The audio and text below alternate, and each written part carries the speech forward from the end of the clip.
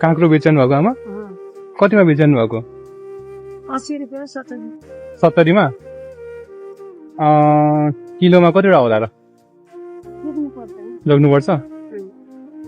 आमा किन यसरी बेच्नु भएको नि यहाँ काँक्रो के गर्नु त बाबु के खाने त है खान त परिहाल्यो होइन गाह्रो छ दुःख गरेर काम गर्ने कति वर्ष पुग्नु भयो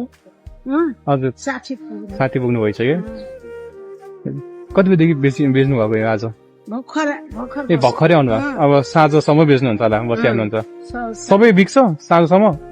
बिक्न पनि बिक्छ नबिक्न पनि बिक्दैन ए सधैँ भर्खर तोड्के ल्याएको अब व्यवसाय बेलुकासम्मले बेच्छन् ए कति भयो ठ्याक्कै ल कति 80 रुपैयाँ 80 रुपियाँ ल आमाले एउटा सोधौँ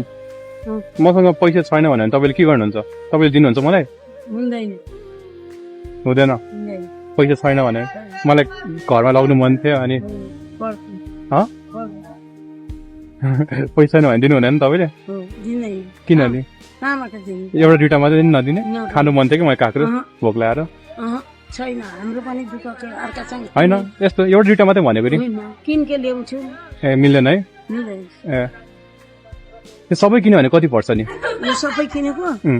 1800 परेको 1800 पर्छ ए 18 मा बेच्नुहुन्छ 1800 परेको छ अब हामी जतिमा बेचे भने 2000 उठ्छ ए 2000 मा ए ल 2000 मा दिनुहुन्छ हजुरको लागि सबै लान्छु हुन्छ खुसी हुनुभयो तपाईँले मलाई खानु मन थियो भनेर बेला नि दिनु भएन होइन यस्तो अरूहरूलाई कसैलाई खानु मन लागेको बेला त्यो काँक्रो दिनुहोस् न हुन्छ हुन्छ त्यति चाहिँ गरिदिनुहोस् न मेरो मनबाट भयो नि कसैलाई भोक लागेको बेला दिइदिनुहोस् न है म यो काँक्रो चाहिँ लिन्छु है होइन यो सबै 2000 भन्नु भएन म लिन्छु भनेको कि कति छ भने सोध्नै पर्छ ए तर यस्तो सुन्नुहोस् न एउटा भन्छु सुन्नुहोस् न म यो के पनि लगिन तपाईँ लिनुहोस् तपाईँले मेहनत गरेर गरेन म यति मात्र लिन्छु है यति मात्रै तपाईँले होइन मेरो मनबाट दिएको नलिने तपाईँको दुःखको पैसा म लिँदैन तपाईँ छोरो जस्तो मान्छेले म लिँदैन होइन यस्तो तपाईँले होइन यस्तो कसैले सहयोग गर्नु कि यही पैसाबाट कसैले होइन पैसा छैन भनेर खानु मन लागेर कसैलाई काँक्रो होइन यही पैसाबाट सहयोग गर्नु तपाईँ हुन्छ त्यही पैसाबाट सहयोग गर्नु तपाईँ त्यही बेला चाहिँ है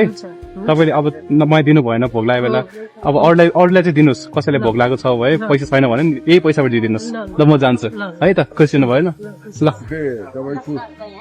हजुर पैसालाई यति गरेको ल ल ल